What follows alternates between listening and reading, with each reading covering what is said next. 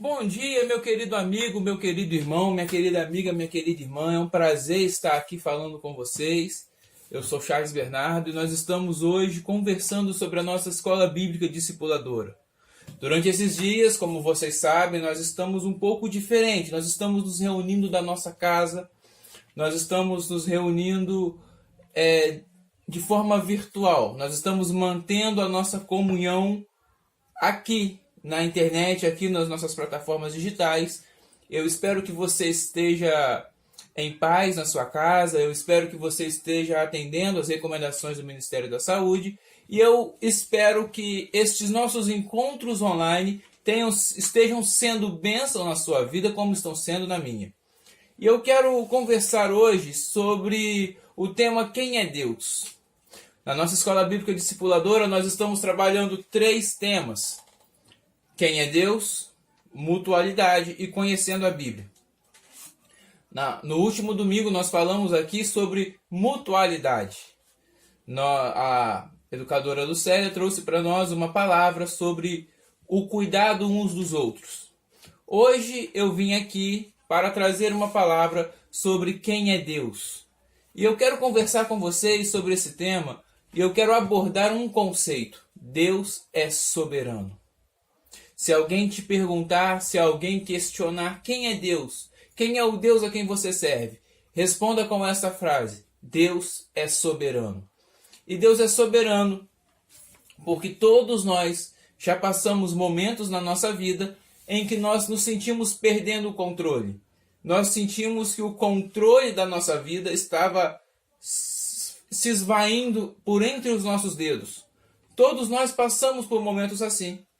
Todos nós passamos por momentos que a sensação de perda de controle tomou conta da nossa vida. É mais ou menos como se nós estivéssemos andando de carro ou de bicicleta ou de alguma condução e a gente começasse a derrapar no terreno escorregadio.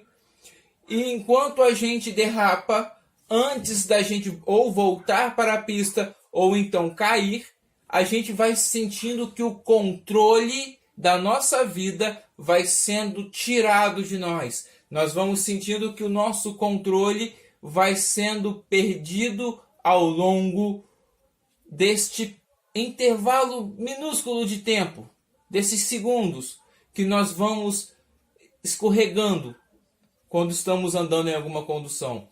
Mas todos nós passamos por isso de alguma forma na nossa vida. Talvez não escorregando, talvez não em uma estrada, mas talvez de outra forma, com uma ligação, com alguma outra situação que fez com que nós percebêssemos que o controle da nossa vida não está em nossas mãos. Que fez com que nós nos dessemos conta de que nós não detemos em nossas mãos o controle de nada. E isso é muito interessante porque é horrível perder o controle. Ninguém gosta de perder o controle. Eu não gosto, você não gosta. Eu creio que não há um ser humano que se sinta em paz por passar por momentos em que ele percebe que o controle da sua vida está indo embora das suas mãos. Nós gostamos de ter essa sensação de controle. De ter as nossas finanças bem controladas, de ter os nossos relacionamentos bem controlados, de ter o nosso emocional bem controlado. E diga-se de passagem, esse último é o mais complicado. Exige de nós um esforço muito grande de termos o controle do nosso emocional. Mas, por mais esforço que nós venhamos a fazer, nós temos que admitir que em alguns momentos nós simplesmente perdemos o controle da nossa vida e nós vemos que tudo aquilo que a gente planejou, tudo aquilo que a gente pensou, que a gente criou, que a gente tentou fazer, ele começa a ir embora da nossa mão, começa a escorrer por entre os nossos dedos. E eu queria mesmo, Deus sabe no meu coração do quanto eu queria, principalmente nos dias que nós estamos passando, eu queria muito estar aqui para falar com você que se você tiver fé em Deus, se você confiar no Senhor, você jamais perderá o controle da sua vida. Mas infelizmente, ou felizmente, e eu creio que é felizmente, a Bíblia, a palavra de Deus, a Bíblia não nos permite falar tal coisa. A Bíblia não nos dá o direito de contar essa história. De falar que se você tiver fé em Deus, você sempre terá o controle da sua vida na palma das suas mãos. Isso é mentira. Isso não é verdade. Porque como nos diz o Evangelho de Mateus, eu te convido a ler comigo Mateus capítulo 5, verso 45. Eu te convido a abrir a sua Bíblia nessa hora, você que tem uma Bíblia ou um aplicativo no celular, no smartphone. Te convido a ler Mateus 5, 45 comigo nessa hora. Que nos diz assim. Vamos ler a partir do 44. Mas eu lhes digo, amem os seus inimigos e orem por aqueles que os perseguem, para que vocês venham a ser filhos do seu Pai que está nos céus. Porque ele faz raiar o seu sol sobre maus e bons, derrama chuva sobre justos e injustos. Ou seja, em outras palavras, não importa o quanto nós sejamos justos, o quanto nós planejemos, ou o quanto até mesmo nós confiemos em Deus. Existem momentos, nós vamos passar por momentos em que nós perderemos o controle da nossa vida. De alguma forma, alguma coisa vai acontecer e nós perceberemos que nós não temos o controle de nada. Eu creio que o tempo que nós estamos vivendo, essa pandemia, essa quarentena, já é uma expressão ou uma forma de expressão do quanto nós somos frágeis e do quanto nós não conseguimos deter o controle da nossa vida em nossas mãos. Talvez você tenha planejado uma viagem, talvez você tenha planejado alguma atividade em família, alguma coisa, e veio a pandemia, veio a quarentena, e você viu que você não detém o controle. Nós estávamos planejando diversas atividades entre irmãos da nossa querida igreja, e com essa pandemia nós descobrimos que nós também não temos o controle. Nós percebemos, Deus nos lembrou que o controle não está nas nossas mãos. Mas a aula de hoje não é sobre falta de esperança. Eu não estou aqui hoje para falar com os irmãos que não há motivos para ter esperança. Na verdade, é o oposto disso. Essa noção de que nós não temos o controle da vida em nossas mãos, ela nos dá muito mais esperança, ou ela deve gerar em nós uma esperança eterna. Porque se eu não tenho o controle da minha vida nas minhas mãos, eu tenho certeza, eu tenho convicção, a minha fé está firmada na crença, na afirmação de que Deus é o Senhor da história. Deus é soberano e Deus, por ser soberano, nunca perde o controle de nada. Sabe, na sua vida, no seu emprego, na sua casa, na sua família, Deus está no controle de todas as coisas. Deus detém o controle de tudo na palma das suas mãos. Deus jamais pode ser surpreendido por alguma coisa. Não existe uma ação humana, uma ação de alguém que faça com que Deus seja pego de surpresa. E eu não tinha pensado nisso, e eu não tinha planejado isso. Muito pelo contrário, Deus não é homem como eu e você, não é limitado como eu e você para ser preso ao tempo e às ações uns dos outros. Deus, ele é Senhor e soberano, e a sua soberania consiste em que ele detém todo o controle na palma da sua mão. Deus detém todo o controle na palma da sua mão. Deus é o grande Senhor da história, ele detém o começo e o fim de todas as coisas na palma de suas mãos. Ele criou o princípio de todas as coisas e já estabeleceu o seu limite. Ele é eterno, de geração em geração, ele é Senhor. Nada que aconteça em todo o nosso universo pode nos dar maior esperança do que o conhecimento de que Deus é o Senhor da história. Nada. Porque ao entendermos isso, ao compreendermos essa soberania de Deus, não importa a dificuldade do tempo em que nós estejamos passando, nós depositaremos a nossa confiança em Deus. Nós depositaremos a nossa fé no Senhor. E isso é motivo de esperança. Isso é motivo de esperança porque ainda que eu, durante esses dias, perca o controle e as coisas aconteçam não conforme eu quero, não conforme a minha vontade, mas para além da minha vontade, eu posso descansar em Deus, porque eu sei que a vontade de Deus continua sendo soberana. Eu sei que Deus continua atuando na história. E eu sei, eu creio, que Deus continua a deter todo o controle de tudo que acontece. Uma folha que cai, um fio de cabelo que cai, uma criança que nasce, alguém que fica doente, qualquer coisa que acontece nesta vida não foge ao controle de Deus. Deus, como eu disse, Deus criou o princípio de todas as coisas. Isso é tão grande que é difícil até mesmo para a gente conseguir mensurar o que é essa grandeza de ser o criador do princípio de todas as coisas. O princípio da existência começa a partir da voz de Deus, a partir de Deus. E esse ser que criou o princípio, ele já estabeleceu o limite, o final.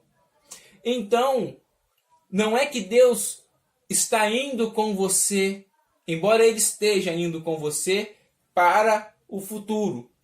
Mas além de estar indo com você no futuro, Deus está com você no seu passado, está com você no seu presente e já está te esperando no seu futuro, sabendo como será. Por isso que quando Deus se apresenta a Moisés, Deus não, lá em Êxodo 3, Deus não se apresenta como eu sou o Deus que era de Isaac, Abraão e Jacó. Ou Abraão, Isaac e Jacó, como você preferir a ordem. Ou eu fui o Deus de Abraão, Isaac e Jacó. Deus não fala isso. Deus declara que ele é o Deus de Abraão, Isaac e Jacó, dando a entender que ele ainda está com eles. Mas a história deles foi muito antes de Moisés. Mas Deus é soberano, Deus não é limitado pelo tempo como eu e você. Ele está no passado, ele está no presente e ele já está no futuro. Ele era, ele é e para todo sempre continuará sendo. Essa é a noção de soberania de Deus. É a ideia de que no passado, quando eu e você nascemos, Deus ali estava contemplando o nosso nascimento, trazendo para a vida a mim e a você, eu e você. Hoje, Deus está conosco nesta crise, nesta quarentena. Você na sua casa, eu na minha. Deus está conosco. No futuro, não sei quando, não sei como, não sei aonde, Deus já está lá conosco. Nós ainda nem chegamos, mas Deus já sabe como nós chegaremos, porque Ele já está lá. É mais ou menos como se fosse um filme. Vou tentando explicar dessa forma para você entender. Quando nós vamos ao cinema e vemos um filme pela primeira vez, a gente não sabe o que vai acontecer na próxima cena. Nós estamos vendo o filme passar e quando acaba uma cena, a próxima cena nos é desconhecida. Deus não, a vida para nós, a vida para eu e você é como se fosse um filme que nós estamos vendo os atores, eu e você, contracenando e vivendo nesse plano da existência. Deus não vê a vida como um filme. Deus vê a vida como uma fotografia. Ele consegue olhar de fora o todo e ele olha onde começa, aonde estamos e aonde vai terminar. não tem como, não existe uma ação humana que possa fugir aos olhos de Deus, fugir ao controle de Deus. Ele já sabe, inclusive, o que você fará ao término desse vídeo. Deus já sabe. E agora, ter essa noção de que Deus é soberano, isso é muito pertinente para o tempo que nós estamos vivendo, para que nós possamos confiar em Deus durante esses dias. Para que a gente não se deixe abater pelos dias e circunstâncias que estamos vivendo. Mas também é muito preocupante quanto à nossa responsabilidade. Porque o fato de Deus ser soberano não significa que eu e você não tenhamos responsabilidade na vida. Eu gosto muito de lembrar da história de José. Todas as vezes que eu vou lembrar desse conceito de Deus, eu vou pensar nesse conceito da soberania de Deus, eu me lembro da história de José. José, ele é vendido pelos seus irmãos como escravo. Como escravo, ele é enviado ao Egito. No Egito, ele começa a ter algum destaque porque ele é comprado por um general do Egito, algum nobre egípcio, Potifar. E ele começa a trabalhar, e o trabalho dele era muito bom, e Potifar começa a confiar nele. Mas a esposa de Potifar faz uma trama para tentar seduzir José. José não cai, José se mantém firme. E com isso, ela o acusa, ela se sente mal por ele ter rejeitado ela, e ela o acusa de ter abusado dela, ou ter tentado abusar dela. Então José é preso, e José passa diversos anos na cadeia. E é muito interessante isso. É muito interessante notarmos que parece que a história de José, ela vai ladeira abaixo. É uma decrescente muito grande. Ele vai de filho amado a irmão odiado, de irmão odiado a escravo, de escravo a condenado injustamente, de condenado injustamente a prisioneiro, e lá ele passa boa parte da sua vida na cadeia. Mas na cadeia Deus começa a revelar a José alguns sonhos. Tem o sonho do padeiro, tem o sonho de um outro personagem que eu não me lembro agora, mas Deus começa a revelar esses sonhos e as coisas vão acontecendo conforme José vai revelando. E a fama dele começa a crescer enquanto ele está na cadeia. Até que chega um momento que o faraó tem o sonho, o famoso sonho das 7 vacas magras e das 7 vacas gordas.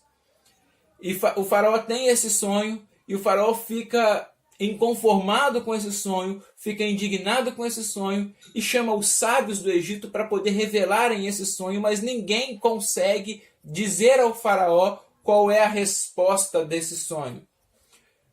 Até que alguém que já tinha ouvido falar de um menino na cadeia que estava revelando sonhos. E esse alguém chega para o faraó e fala: faraó, tem um rapaz lá na cadeia, tem um garoto que ele vai conseguir revelar. Então tragam-me esse rapaz, tragam-me esse garoto. E aí o faraó conta o sonho para José, e José já responde declarando que ele não revela. Quem revela é o Senhor. Ele não é, o dom não vem dele. É o Senhor que o faz, ou melhor, é o Senhor que o ensina o que há de acontecer. E aí, isso é muito interessante para a gente nesses dias, quando a gente tem ouvido muitas pessoas se declarando com dons, com profecias, com maravilhas vindos deles. José, um verdadeiro servo do Senhor, de acordo com a Bíblia, em momento algum declara que ele era capaz de alguma coisa ou que ele era soberano em alguma coisa. Toda a glória José entrega ao Senhor. Mas vamos continuar nossa história sobre a soberania de Deus. Acontece o que José declarou. O faraó entende a revelação de José, acredita na revelação de José, e aí o faraó honra José, transformando José em príncipe do Egito. Ele muda o nome de José para, se eu não me engano, Betfanéias, alguma coisa do tipo, não, mas não importa esse detalhe do nome hoje. O interessante é que ele coloca José em um posto muito alto no Egito. E José passa a viver e a governar o Egito e ser o segundo no comando abaixo de Faraó. O tempo passa novamente, acontece como José revelou que aconteceria. São 7 anos de fartura e 7 anos de muita fome. Então a família de José vem ao Egito buscar alimento. E José encontra os seus irmãos depois de muitos anos. E José tem esse reencontro com os irmãos.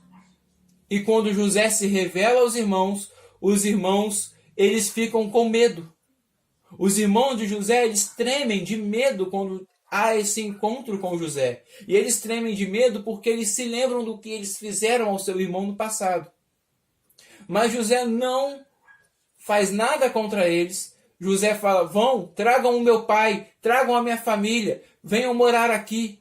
Aqui há condições para que a nossa família sobreviva a essa seca. E assim acontece. Mas aí, quando chega, se eu não me engano, no capítulo 50 de Gênesis, do livro de Gênesis, José morre, o pai de José morre e os irmãos, eles entram em desespero. Os irmãos entram em desespero porque os irmãos eles falam entre si, certamente agora o nosso irmão irá nos castigar. Antes ele não fez nada porque ele esperou o nosso pai. Ele, por consideração ao nosso pai, para não ofender ao nosso pai, ele não agiu. Mas agora, certamente, ele vai agir contra a gente e vai se vingar do que nós fizemos a ele no passado. Então José manda chamar os seus irmãos e declara: não tenham medo, não se preocupem, porque vocês tramaram o mal contra mim. Vocês me venderam como escravo, mas Deus reverteu essa situação, me colocando aonde eu deveria estar para ajudar vocês e o meu pai quando fosse necessário. O que eu entendo nessa fala de José? O que nós podemos extrair para nós nessa fala de José sobre a soberania de Deus? Há uma responsabilidade humana, nós agimos e nós escolhemos como devemos agir e Deus nos permite fazer as nossas escolhas. Mas ainda quando eu sou livre para agir como eu quero, ainda assim eu continuo sendo um instrumento da vontade de Deus na história. Sem perceber, os irmãos de José venderam José, mas eles estavam sendo instrumentos da vontade de Deus. Até o mal que eles pensaram que estavam escolhendo fazer, eles estavam fazendo porque Deus sabia que lá na frente Deus precisava de alguém na corte do Egito. E isso é muito interessante porque isso demonstra claramente que Deus não perde o controle. O controle continua nas mãos de Deus. A soberania continua nas mãos de Deus. E enquanto os irmãos... E a fala de José é perfeita para explicar isso. Vocês tramaram e tentaram fazer o mal, mas Deus que me trouxe para cá. Foi a mão de Deus que me conduziu até aqui. É a mão de Deus que nos conduz na nossa vida. Deus ele não perde a soberania dele sobre a minha e sobre a sua vida em momento algum. Eu e você continuamos a ser pertencentes ou pertences do Senhor. E por isso, Ele é soberano sobre a minha e a sua história e sobre toda a história. Deus ele consegue olhar uma situação que às vezes eu e você não entendemos. Às vezes eu e você não compreendemos. José, quando estava na cadeia, condenado injustamente, provavelmente ele não entendeu. José, quando viu quando foi embora, estava acorrentado, indo com os escravos, vendo seus irmãos indo embora, dando as costas para ele ao longe, quando ele foi vendido pelos irmãos, provavelmente ele não entendeu. Mas em momento algum, Deus deixou de ser soberano sobre a história de José. José continuou confiando na soberania de Deus. E o que isso serve para nós hoje? O que isso serve para eu e você hoje que estamos passando por este momento? O que isso serve para a nossa igreja que está passando por este momento? E para qualquer outro irmão ou amigo que esteja nos acompanhando hoje? Ou em qualquer outro dia? Isso nos ensina que nós devemos descansar em Deus confiando no controle de Deus. Continue firme. Continue firme em meio à tribulação. Continue firme em meio à dor. Continue firme em meio às lutas e às adversidades da vida. Não se deixe abater. Não deixe a sua razão perder. Ou melhor, não se deixe perder a razão diante de momentos que você não entende. Diante de momentos que fogem ao seu controle. Porque a razão da nossa esperança, e eu vou ler aqui uma parte da nossa lição que fala sobre isso. A razão da nossa esperança não é que tudo sempre irá acontecer segundo a nossa vontade. Nada disso serve para nos dar esperança. Até porque isso não é real. O nosso mestre nos garantiu que no mundo nós teríamos aflições. Mas nós devemos manter acesa a chama da convicção em nosso coração. A chama da convicção que insiste em acreditar, insiste em nos lembrar, insiste em nos fazer acreditar que Deus é soberano. Que Deus continua no controle de todas as coisas, nos fazendo acreditar que Deus é o único e verdadeiro Senhor da história. Sabe, nesses dias, quando as coisas fugirem ao controle da sua vida, quando parecer que Deus nos abandonou, que Deus nos esqueceu, muitos inclusive fazem essa pergunta, levantam esse questionamento: onde está Deus?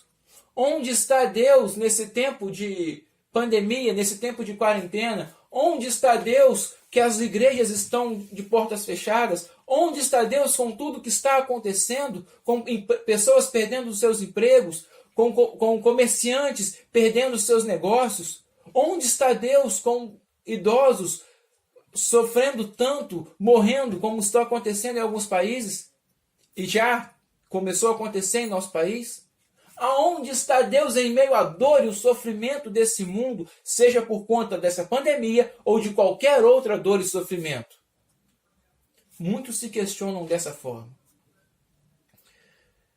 Gostamos, e se fazem isso porque nós gostamos de dar crédito a Ele, quando tudo está de acordo com o nosso plano. Mas se algo inesperado aparece e vira o nosso mundo de cabeça para baixo, logo questionamos por que Deus nos abandonou. As pessoas elas se questionam onde está Deus porque quando a minha vontade acontece, é porque eu sou abençoado. Deus me abençoou. Mas quando algo acontece que a minha vontade não acontece, então Deus me abandonou. Eu estou infeliz. Eu preciso... E aí, infelizmente, muitos crescem usando o nome de Deus em vão, falando que quando isso acontece, você precisa fazer isso para Deus te aceitar de volta. Você precisa fazer aquilo para Deus te ouvir novamente. Você tem que ser assim, tem que ser de tal lugar, se vestir assim. Tentam impor um controle sobre a vida dos outros. Infelizmente, a nossa falta de confiança em Deus e o nosso desentendimento de que Deus é soberano abre em nós uma possibilidade para que outros exerçam controle sobre a nossa vida. Porque o que a Bíblia nos ensina é que Deus é soberano. Deuteronômio 31:6 vai nos dizer o seguinte: sejam fortes e corajosos, não tenham medo, nem fiquem apavorados por causa de nada, pois o Senhor, o seu Deus, vai com vocês, nunca os deixará, Ele nunca os abandonará. Às vezes eu chego a pensar que Deus tira as coisas do nosso controle apenas para nos mostrar o quanto Ele é que está no controle. Às vezes eu penso que Deus interrompe deliberadamente os nossos planos para que possamos enxergar melhor o seu plano para nós. Conhecer a Deus como soberano é dar um salto de fé. É dar um salto de fé da existência para a eternidade. É dar um salto de fé aonde nós confiamos em Deus e entregamos o nosso futuro ao Senhor, sabendo que o controle está nas mãos dele. O controle não depende de mim. O controle não depende o meu futuro não depende das minhas ações, depende do Senhor. Como nós sairemos dessa crise, eu não sei. Como nós ficaremos quando essa pandemia passar, eu não sei. Quantas pessoas vão sentir impacto econômico ou ainda impacto da própria doença? Não sei. Não temos todas as respostas e algumas eu acredito que nós jamais teremos. Mas entender que Deus é soberano me tira a necessidade de ter as respostas. Porque eu apenas confio que Deus está cuidando de nós.